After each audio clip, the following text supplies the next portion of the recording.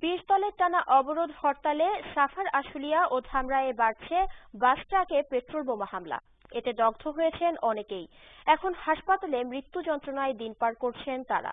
সাভার প্রতিনিধি ফাহাদি আজমের তথ্য ছবিতে রুমান আকনের রিপোর্ট।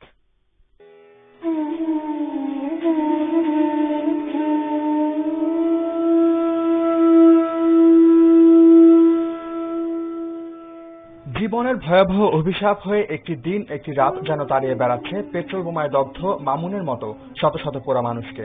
বিএনপি জোটের অবরোধ হরতালে সাভার, আশুলিয়া ও ধামরাই সহ বিভিন্ন জায়গায় প্রায় ৯টি যাত্রীবাহী বাস ও ৩টি কাভার্ড ভ্যানে আগুন দেয়া হয়, ভাঙচুর করা হয় শতাধিক গাড়ি। এতে দগ্ধ হয়ে অনেকের জীবনই প্রায় বিপন্ন। হঠাৎ করে জায়গা থেকে আসার পথে হঠাৎ করে গাড়িতে আগুন ধরে যায়।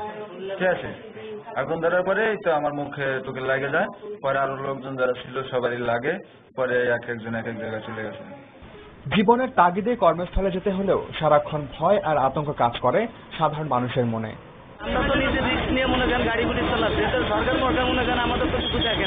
হরতাল অবরোধে পরিবহন ব্যবসার সঙ্গে জড়িত শত শত শ্রমিক এখন পথে বসার উপক্রম।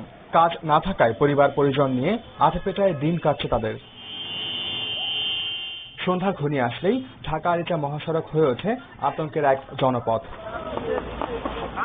Ruman Akon, Asian television.